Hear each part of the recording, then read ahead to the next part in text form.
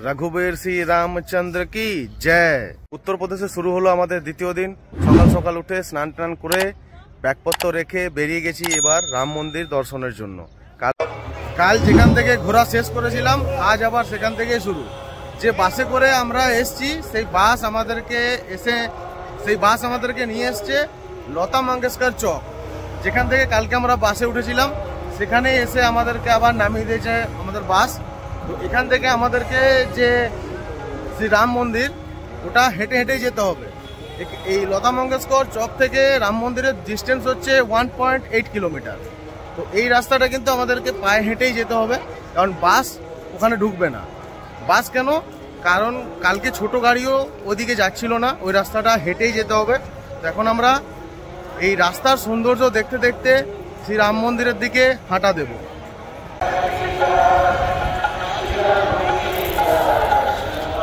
যে সেই লতা মঙ্গেশকর চক, আর আমরা আসলাম যেটা কালকে ধর্মপথ বলছিলাম ওই রাস্তা দিয়ে আমরা এসেছি, যেটা আপনার গোরখপুর যাচ্ছে সেই রাস্তা দিয়ে আমরা এসেছি। আর এই হচ্ছে লতা মঙ্গেশকর চক, আর রাম মন্দিরের রাস্তা হচ্ছে এইটা, এই দিক দিয়ে যেতে হবে আমাদেরকে রাম মন্দির। আর যেটা রাম কি প্যারি বলছিলাম সেটা হচ্ছে এই যে এই সাইডটা হচ্ছে রাম কি প্যারি আর সরিও নদী, এখানেই হয়। এই রাম কি প্যারিতে হয় লেজার শো, আর সরিও নদীতে হয় গঙ্গা আরতি। তো আমরা এখন যাব এই যে রাস্তাটা দেখছেন, এখান দিয়ে আমরা যাব হচ্ছে রাম মন্দির। যে এখানে লেখা আছে শ্রীরাম জন্মভূমি তীর্থক্ষেত্র, যার ডিস্টেন্স হচ্ছে 1.8 কিলোমিটার, হনুমানগড়ি হচ্ছে 1.5 কিলোমিটার। রাম মন্দির যাওয়ার রাস্তায় খালি ভিড়টা একবার দেখুন, ভিড়টা।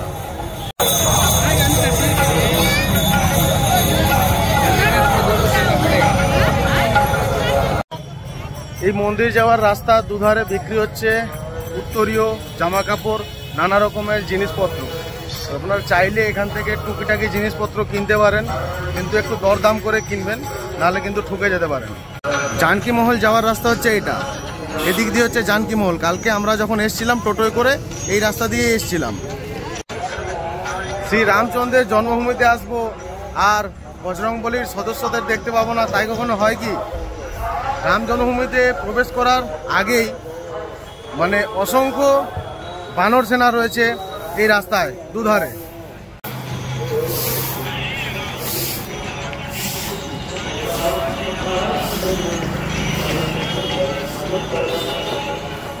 শ্রীরামকে হনুমান এইখান থেকে কিন্তু রক্ষা করেন, এই কারণে এই জায়গার নাম করা হয়েছে হনুমানগড়ি। এই যে হনুমানগড়ির রাস্তা, আর এই সোজা হচ্ছে শ্রীরাম জন্মভূমির রাস্তা, মানে আমাদের শ্রীরামের মন্দির। আর ওই যে দূরে দেখুন হনুমানগড়ির লাল দুর্গ, যেটা মানে দুর্গের মতো ওরকম দেখা যাচ্ছে। এই দুর্গ থেকে কিন্তু হনুমানজি আমাদের শ্রীরামকে রক্ষা করেন। এই রাম মন্দির, হনুমানগড়ি, কনকমহল, দশরথ মহল এইসব ঘুরতে ঘুরতে যদি আপনার খিদে পেয়ে যায় তাহলে কোনো চিন্তা নেই, রাস্তার ধারে ধারে কিন্তু প্রসাদ বিতরণ করা হচ্ছে, যেখানে দাঁড়িয়ে আপনি কিন্তু প্রসাদ খেতে পারেন। এর জন্য কোনো টাকা পয়সা লাগবে না, একদম ফ্রিতে আপনি প্রসাদ খেতে পারেন। প্রসাদ ছাড়াও রয়েছে অনেক খাবারের দোকান, যেখানে বসে কিন্তু আপনারা খাবারও খেতে পারেন। আমরা শ্রী রাম জন্মভূমি তীর্থক্ষেত্র সামনাসামনি পৌঁছে গেছি। ওখানে বোর্ডে দেখুন লেখা রয়েছে শ্রী রাম জন্মভূমি তীর্থক্ষেত্র। তো মন্দিরের সামনাসামনি আমরা পৌঁছে গেছি। এবার হয়তো মন্দিরের যে মেন রাস্তা রয়েছে সেই রাস্তায় আমরা প্রবেশ করব। রাম মন্দির যাওয়ার জন্য আমাদেরকে এই সাইডে ঘুরে যেতে হবে। এই সাইড হচ্ছে মন্দিরে যাওয়ার রাস্তা, এই সাইডে আমরা যাব। এই যে মন্দিরে যাওয়ার রাস্তা, এই সাইডে আমাদেরকে যেতে হবে প্রথমে। এই যে এখানে দেওয়া রয়েছে বোর্ড, আর আমরা ঘুরে যাব হচ্ছে এই দিকে, এই রাস্তায়। আর আমরা মানে মেন রাস্তা থেকে এই দিকে ঘোরার জন্য পুলিশ যে ব্যবস্থা করেছে, মধ্যখানে ব্যারিকেড লাগিয়ে দু সাইডে রাস্তাটাকে ভাগ করে দিয়েছে। ওই রাস্তা দিয়ে এমনি মানুষজন যাতায়াত করছে, আর এই রাস্তা দিয়ে যারা রাম মন্দির দর্শন করার জন্য যাচ্ছেন তাদেরকে এই রাস্তা দিয়ে ঘুরিয়ে ভেতরে ঢোকানো হচ্ছে। এখানে তৈরি করা হয়েছে শেড, যাতে করে মানুষজনের মানে বৃষ্টিতে কিংবা রোদ্দুরে কোনো কষ্ট না হয়, সে কারণেই বানানো হয়েছে এই শেড।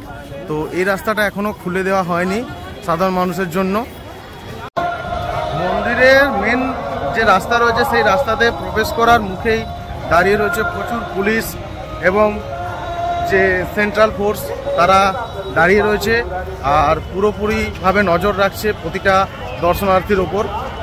মানে নিরাপত্তা নিয়ে কোনো কথা হবে না, খুব কড়াকড়ি নিরাপত্তা রয়েছে এখানে। আর মোবাইল তো নিয়ে যাওয়া নিষিদ্ধ, তো যাই দেখা যাক কতদূর পর্যন্ত আমি দেখাতে পারি। তারপর যেখানে মোবাইল জমা করতে বলবে সেখানে আমাদেরকে জমা করতে হবে। আমাদের ফোন, মানি ব্যাগ, আপনারা যা কিছু নিয়ে আসবেন সেগুলো কিন্তু এখানে জমা করতে হবে। এই হচ্ছে মেন যে প্রবেশ পথ রয়েছে, এখানে ব্যাগ চেকিং হবে, এখানে আপনার চেকিং হবে। এই যে গেটগুলো দেখছেন, এই সব গেট দিয়ে মানুষজনকে ভেতরে ঢোকানো হচ্ছে। আর এখানেই আপনার কিন্তু যদি লাগেজ কিছু নিয়ে আসেন ওই লাগেজ কিন্তু এখানেই চেকিং হবে। আর এরপরে হয়তো আমাদের কাছ থেকে আমাদের যে হাতে মোবাইল নিয়ে এসেছি সেই মোবাইল কিন্তু জমা রাখতে হবে। এখানে দেখুন সবাই লাইন দিয়ে এক এক করে প্রবেশ করছে আর চেকিং হচ্ছে। এই যে মেশিন রয়েছে এখানেই কিন্তু ব্যাগ চেকিং হবে। আর আপনার নেশার যদি কোনো জিনিস নিয়ে আসে থাকেন তো এখানে কিন্তু রেখে দিতে হবে সেগুলো। এই যে ব্যাগের জন্য চেকিংয়ের জন্য ব্যাগ কিন্তু সবাই এখানে রেখে দিচ্ছে। আর যদি পকেটে করে DSLR মাচিস নিয়ে আসেন তো ওখানে রেখে দিতে হবে। তারপর কিন্তু আপনারা প্রবেশ করতে পারবেন হচ্ছে এই গেট দিয়ে। ওইগুলো যদি না রাখেন ওখানে কিন্তু আপনাকে প্রবেশ করতে দেবে না, আটকে দেবে। আর এইগুলো হচ্ছে সব জুতো রাখার জায়গা। এই যে পুরো সারি সারি লাইন দিয়ে করা আছে, এগুলো সব জুতো রাখার জায়গা। এখানে আপনারা আপনাদের যে জুতো রেখে তারপর আপনারা মন্দিরে প্রবেশ করতে পারবেন। এই যে জায়গাগুলো দেখছেন প্রতিটা জায়গায় আলাদা আলাদা নাম্বার দেওয়া রয়েছে। আর এই জায়গায় আপনি আপনার জুতো রেখে মন্দিরে প্রবেশ করতে পারেন। আমরাও এখন এখানে আমাদের জুতো রেখে দেব।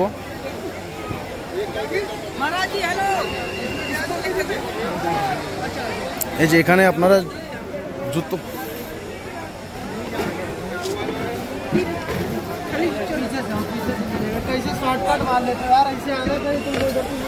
যে আমি আমার জুতো রেখে দিলাম এখানে। আর এখান থেকে এই যে ডাব্বার যে লকার নাম্বার রয়েছে ওটা আপনাকে দেয়া হবে। এই যে এরকম একটা চাবির রিংয়ের মতন যে কাউন্টারে আপনি জমা করেছেন, দেখুন K1 রয়েছে। আর 122 নাম্বারে আপনি কিন্তু 122 নাম্বারে কিন্তু আপনি ওই 122 নাম্বার ডাব্বাতে জুতোটা রেখেছি, তাই 122 নাম্বার। ব্যাগ চেকিং হয়ে গেছে। আচ্ছা, তারপর জুতো রেখে দিয়েছি। এবার আমাদেরকে জমা করতে হবে মোবাইল জমা করার জন্য এই যে সামনে রয়েছে লকার, এই লকারে গিয়ে আমাদেরকে আমাদের মোবাইল জমা দিতে হবে। তারপরে কিন্তু আমরা মূল যে মন্দির সেই মন্দিরে প্রবেশ করতে পারবো। এই যে স্টলগুলো দেখছেন সারি সারি দিয়ে 14টা স্টল রয়েছে এখানে। ওখান থেকে শুরু হয়েছে 14টা স্টল রয়েছে। তো এই স্টলগুলোতে আপনারা আপনাদের যে মোবাইল রয়েছে সেই মোবাইলটা জমা করবেন। মোবাইল জমা দিয়েছিলেন যত নম্বর কাউন্টারে, তার ঠিক উল্টো দিকে যখন মন্দির থেকে বেরোচ্ছেন ঠিক ওই কাউন্টার থেকে যে টোকেনটা আপনাকে দেওয়া হবে সেই টোকেন দেখিয়ে আপনার ওই কাউন্টার থেকে আপনাকে আপনার মোবাইলটা আবার নিতে হবে। মোবাইল হোক কিংবা ব্যাগ হোক, আপনি যা জমা দিয়েছিলেন সেটা আপনাকে ওখান থেকে আবার কালেক্ট করতে হবে। মন্দির থেকে বেরিয়ে যাওয়ার সময় দেওয়া হয়েছে মন্দিরের প্রসাদ, সম্ভবত এতে লকুনদানা রয়েছে। তো এবার আমাদেরকে নিতে হবে আমাদের জুতোটা নিয়ে নিয়ে আগে। এই যে আমরা K1-এ আমাদের জুতো রেখেছিলাম, তো এখান থেকেই আমাদেরকে আমাদের জুতো নিতে হবে।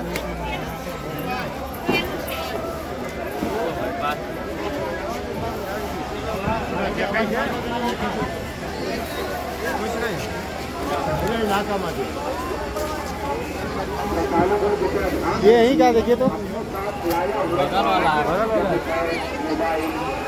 এখানে এসে আপনি আপনার টোকেন দেবেন।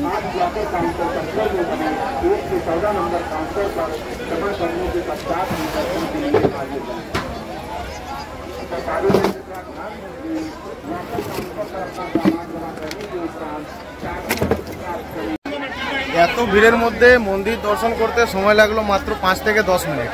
মানে লাইনে দাঁড়িয়েছিলাম অনেকক্ষণ। টোটাল যদি মন্দির দর্শনের সময় লেগে থাকে তাহলে হয়তো আধা ঘন্টা হবে। মন্দির ভেতরে ঢোকার মানে ঢুকলাম, যে রাস্তা দিয়ে ঢুকলাম কোথাও পা 2 মিনিটের জন্য দাঁড়ায়নি। যেদিক দিয়ে যেরমভাবে ঢুকলাম সেরমভাবে সেই রানিং মুভমেন্টে বেরিয়ে গেলাম। মন্দিরের ভেতরে প্রবেশ করার পর আমি একটা জিনিস দেখলাম, ভিআইপি লাইন আলাদা হয়, ঠিক আছে, মানে যারা ভিআইপি তাদের তো আলাদাভাবে ছেড়ে দিতেই হবে, কারণ তারা যদি আটকে পড়ে অনেক ভিড় জমে যাবে। সে কারণে ভিআইপি লাইনটা আলাদা হয়, তারা আলাদাভাবে দর্শন করে আবার আলাদাভাবে বেরিয়ে যায়। কিন্তু একটা জিনিস খুব খারাপ লাগলো, সাধারণ মানুষের মোবাইল যখন জমা নিচ্ছে তো ভিআইপিরা মোবাইল নিয়ে ভেতরে যাচ্ছে, সেটা দেখে খুব কষ্ট হলো। কারণ মানে সবার মোবাইল জমা নিয়ে রাখতে পারে, এই নয় যে ভিআইপি বলে তারা মোবাইল নিয়ে যেতে পারবে, তারা ছবি তুলবে, আমরা ছবি তুলতে পারবো না। যাই হোক, জানি না এটা কীরকম নিয়ম, যেটা এখানকার নিয়ম আমরা সেটাকে ফলো করেই মানে কাজ করেছি। আমরা মোবাইল জমা দিয়েই ভেতরে ঢুকেছিলাম। মন্দির থেকে বেরোবার পর এটা হচ্ছে জানকী মন্দির, এখানেও দর্শন করতে পারেন এই জানকী মন্দিরে। এই যে এটা হচ্ছে জানকী মন্দির।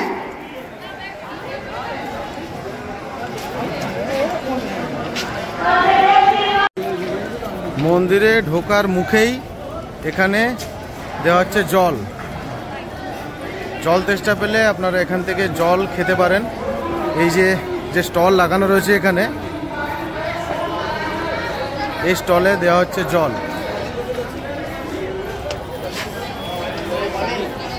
এখান রাম মন্দির থেকে বেরিয়ে এবার আমরা যাব হনুমানগাড়ি। হনুমানগাড়ি যাওয়ার জন্য আপনাদেরকে যে রাস্তাটা দেখিয়েছিলাম, রাম মন্দির থেকে বেরিয়ে আমরা সেই মেন রোডের উপরে আবার চলে এসেছি। এবার আমরা যে রাস্তা আপনাদের দেখিয়েছিলাম সেই রাস্তা দিয়ে যাব হচ্ছে হনুমানগড়ি।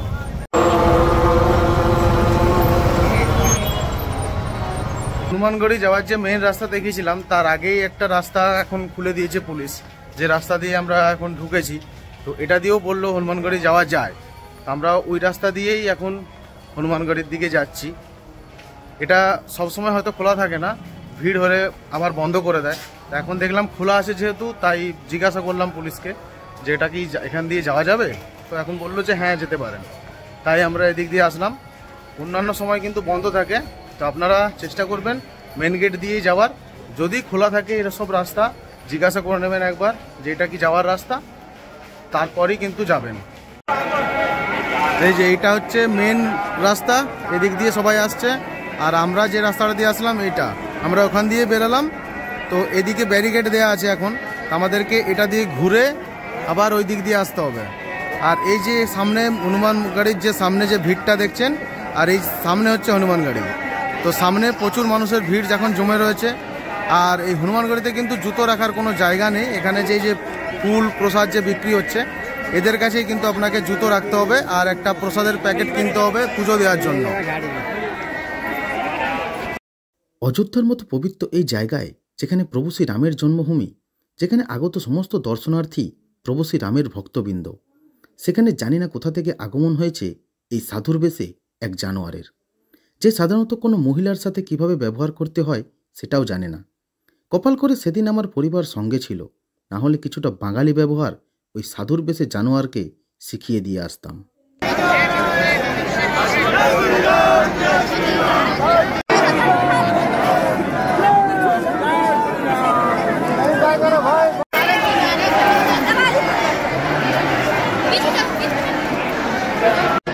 হনুমানজির দর্শন পাওয়ার আগে অবস্থা খুবই খারাপ। মানে এই যে লাইন দেখছেন, পুরো রাস্তা পর্যন্ত মানুষের ভিড়, এখনো আগে রয়েছে অনেক ভিড়। ওই যে দেখা যাচ্ছে মন্দির, ওইখানে যেতে হবে আমাদের। তো একবার করে লাইন ছাড়া হচ্ছে আর কিছুটা করে উঠছে। সব থেকে বড় কথা হচ্ছে নিচে রয়েছে সিঁড়ি, এবার জানি না কোথায় কোন স্টেপ রয়েছে, তো পা গুনে গুনে উঠতে হচ্ছে সবাইকে। বেড়িয়া খালি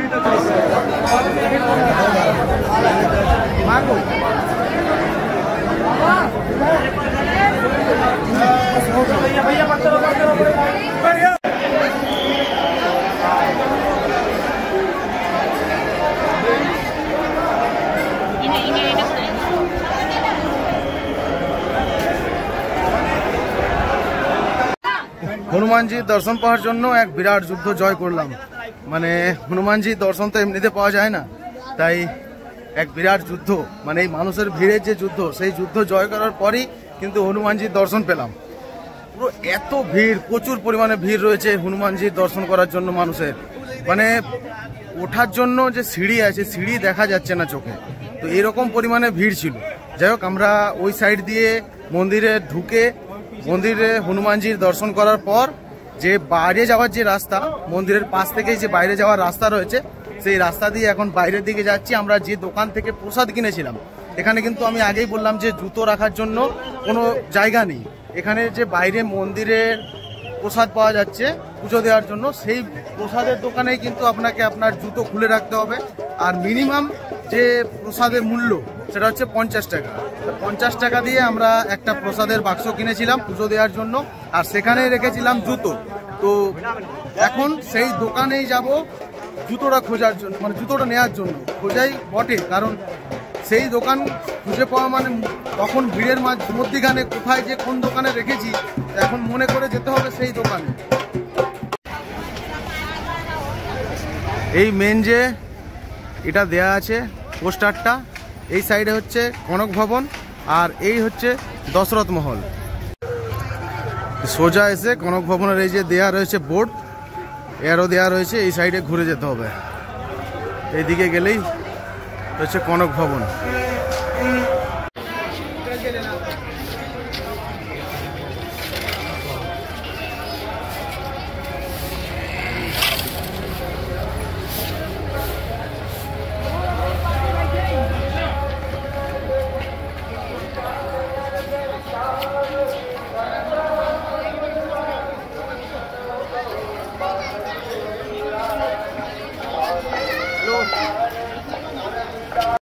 এই হচ্ছে সেই কনক ভবন, যে মহল শ্রী রামচন্দ্রকে তার বিবাহের পর মাতা কৈকেয়ী উপহার দিয়েছিল। এই তারই নাম হচ্ছে কনক ভবন। হনুমানগাড়ির থেকে কনক ভবনের ডিস্টেন্স খুব একটা বেশি নয়, একদম অল্প। আর এই কনক ভবন আসার পথে দেখলাম কিছু ধর্মশালা রয়েছে রাস্তার দুপাশে, যেখানে আপনারা থাকতে পারেন অল্প কিছু টাকা পয়সার বিনিময়ে। আর এই অযোধ্যায় এসে যে ধর্মশালা হোক কিংবা কোনো হোটেল হোক, আমি আপনাদেরকে তার সন্ধান দিতে পারিনি। কেন? আমি কালকেই বললাম যে আমার কাছে সময় খুবই অল্প, তা সারাদিন এই ঘোরাঘুরির পর, আর যেহেতু আমাদের থাকার ব্যবস্থা ওইখানে ছিল, তাই আমরা নিজেরা তো কোনো রুম বুকিং করিনি কিংবা কোনো ধর্মশালায় গিয়ে থাকিনি, তাই আমি সেটা আপনাদের হয়তো দেখাতে পারিনি। তো যাই হোক, আপনারা, আমি কিছু ধর্মশালা হোক কিংবা হোটেলের নাম্বার আমি ডেসক্রিপশানে দিয়ে দেবো, সেখান থেকে আপনারা কন্ট্যাক্ট করতে পারেন। আর আমি যেদিন এসেছি সেদিনকে অযোধ্যাতে প্রচুর পরিমাণে ভিড় ছিল, তাই প্রতিটা রুম বলুন আর প্রতিটা ধর্মশালায় বলুন ফুল বুকিং ছিল। মানে এই মুহূর্তে অযোধ্যায় প্রচুর পরিমাণে ভিড় রয়েছে মানুষের, আর প্রতিটা ধর্মশালা, প্রতিটা লজ, প্রতিটা হোটেল পুরো ফুললি বুকিং রয়েছে, তাই কোনো রুম সেভাবে গিয়ে দেখানো যাবে না। আমি কিছু নাম্বার ডেসক্রিপশানে দিয়ে দেবো, আপনারা চাইলে সেখান থেকে কন্ট্যাক্ট করে তবে আসতে পারেন।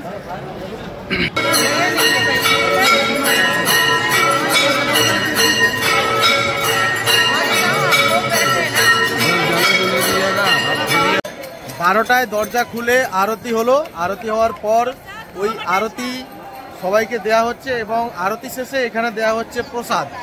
তো এখান থেকে আপনারা প্রসাদ নিয়ে নেবেন। 12টা, আবার 12:30টায় এই মন্দিরের দরজা বন্ধ হয়ে যাবে। আবার সেই বিকেল 4টে নাগাদ এই মন্দিরের দরজা খোলা হবে। কনক ভবনও প্রবেশ করার আগে জুতো রাখার জন্য করা রয়েছে জায়গা। এই যে এখানে আপনি আপনার জুতো রাখতে পারেন, এখানেও কিন্তু কোনো টাকা পয়সা লাগবে না। আপনি আপনার জুতো আপনারা এখানে যেরকমভাবে সাজিয়ে রাখছে, এই তাকের ওপরে তুলে রেখে দেবেন। এখানে এই দাদু রয়েছেন, ইনি এই যে জুতোর মধ্যে একটা করে টোকেন নাম্বার লাগিয়ে দিচ্ছে। তো আবার এসে রিটার্ন এসে আপনি আপনার জুতো নিয়ে ওই টোকেনের কাগজটা যেটা, ওটা ওই দাদুর হাতে জমা দিয়ে দেবেন, দিয়ে আপনি আপনার জুতো পরে মন্দির থেকে আবার অন্য কোথাও যাবেন। আমরা যে রাস্তা দিয়ে কনক ভবনের দিকে গেছিলাম, সেই রাস্তা দিয়েই আবার বেরিয়ে গেলাম দশরথ মহল যাওয়ার জন্য। এই হচ্ছে দশরথ মহল, আর এই সাইড দিয়ে যে রাস্তাটা চলে যাচ্ছে বাঁ দিকে, ওটা হচ্ছে কনক ভবন যাওয়ার রাস্তা। সামনে কিছুটা এগিয়ে গেলেই লেখা রয়েছে কনক ভবন যাওয়ার রাস্তা। এখান থেকে বেশি দূর নয়, 200 মিটার হবে হয়তো। আর এই হচ্ছে দশরথ মহল। হনুমানগাড়ি, কনক ভবন আর দশরথ মহল, এই তিনটে খুবই সামনাসামনি, মানে কিছুটা দূরত্বের মধ্যেই তিনটে রয়েছে। মানে আপনারা যখন হনুমানগাড়ি দর্শন করতে আসছেন, হনুমানজির দর্শন করছেন, তখন এই দুটো জায়গাও একটু ঘুরে যাবেন, কারণ খুবই সামনে। হনুমানগাড়ির থেকে বেরিয়ে সামনেই আপনারা পেয়ে যাবেন দশরথ মহল। তারপরে আপনি একটুখানি এগিয়ে গেলেই পাবেন বাঁ সাইডে কনক ভবন।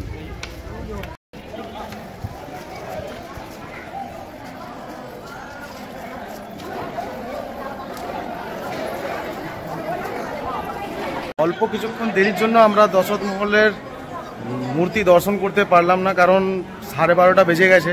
তো দশরথ মহলও এইমাত্র বন্ধ হয়ে গেল, আমরা জাস্ট ঢুকলাম আর দশরথ মহল বন্ধ হয়ে গেল। তো এটা একটা নোটিস করে রাখবেন, আপনারা যখন আসবেন তখন কিন্তু এই টাইমের মধ্যেই কিন্তু আসার চেষ্টা করবেন, তবেই আপনারা দর্শন পাবেন। নইলে কিন্তু মন্দিরের দরজা বন্ধ হয়ে যাচ্ছে। আমরা যখন ঢুকলাম সেই পর্দা টানা হলো, এরপর আবার সেই 4টে নাগাদ এই মন্দিরের দরজা আবার খোলা হবে। তাহলে এটা একটু মাথায় রেখে তারপরে আসবেন। হনুমানগাড়ি থেকে সোজা এসে, ওই যে দেখা যাচ্ছে ওইখানে হনুমানগাড়ি, সোজা এসে আপনারা এখানে দেখতে পাবেন দশরথ মহল, আর তার পাশেই রাস্তা রয়েছে কনক ভবন যাওয়ার। এই যে রাস্তা চলে গেছে, এখান থেকে বেশি দূর না, সামনেই হচ্ছে কনক ভবন, আর এই হচ্ছে দশরথ মহল। আর হনুমানগাড়ি হচ্ছে এই যে এটা। আর আপনারা যখন লতা মঙ্গেশকর চক যাবেন এই রাস্তা দিয়ে যাবেন, এই রাস্তা দিয়ে কিছুটা গিয়ে যেখানে হনুমানগাড়ি মন্দির রয়েছে তার বাঁ দিকে বেঁকে গেলেই হবে, সোজা গেলেই লতা মঙ্গেশকর চক। এই দশরথ মহলে শ্রী রামচন্দ্রের কিন্তু ছোটবেলা কেটেছে, তাই মানুষজন এখন এই দশরথ মহলে এসে শ্রী রামচন্দ্রের সেই ছোটবেলার কিছু স্মৃতি দেখতে চায়। আর পূজিত হয় শ্রী রামচন্দ্র, মাতা সীতা এবং লক্ষ্মণ। হনুমানগাড়ি, দশরথ মহল, কনক ভবন এইসব দর্শন করার পর এখন আমরা সোজা এগিয়ে যাচ্ছি লতা মঙ্গেশকর চকের দিকে। ওখানে গিয়ে কিছু খাওয়া দাওয়া করব, তারপর কিছু জিনিস কেনাকাটার আছে সেগুলো কেনাকাটা করব। তারপর যদি হাতে সময় থাকে তাহলে গঙ্গা আরতি দেখার চেষ্টা করব, কারণ আমি তো কাল থেকেই বলছি যে আমাদের কাছে সময়টাই খুব কম। নতুবা আমি আপনাদেরকে কিছু ধর্মশালা, কিছু হোটেল এগুলো ঘুরিয়ে দেখাতাম, কিন্তু আমার কাছে সময় নেই সেগুলো করার। যাই হোক, আমাদেরকে আজকেই ফিরতে হবে।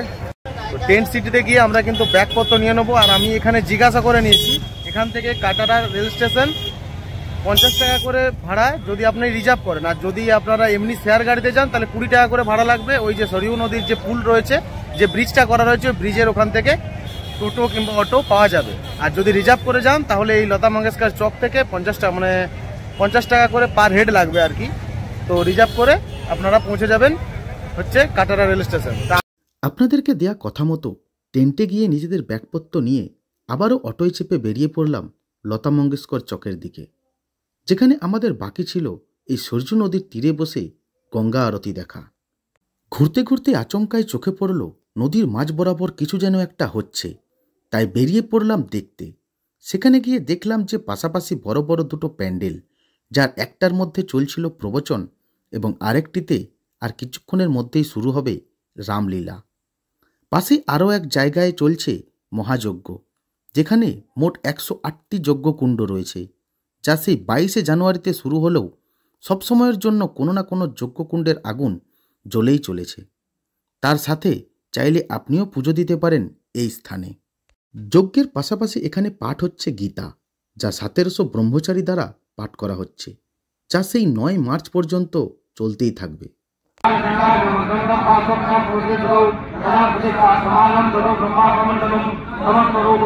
প্রতিনিয়ত যে যজ্ঞ চলছে তার জন্য এখানে জড়ো করা রয়েছে কাঠ। এই সব কাঠ দিয়েই আগামী দিনের যে যজ্ঞ চলবে সেই যজ্ঞ করা হবে। এই জায়গায় এসে কিছুক্ষণ দাঁড়ালেই গীতার শ্লোকে, যজ্ঞের আগুনের আঁচে এবং প্রবচন শুনে আপনার খুবই ভালো লাগবে। এই পুরো জায়গার অনুষ্ঠান 9 মার্চ পর্যন্ত চলবে, আর গঙ্গা আরতি দেখতে এসে একবার এই জায়গা ঘুরে গেলে আপনারও খুবই ভালো লাগবে। ঘুরে আসার পথেই ঘুরে নিতে পারবেন লক্ষণ কিলা এবং লক্ষণ ভবন, যা এই রাস্তার ওপরেই পড়বে, যার দূরত্ব 500 মিটার হবে।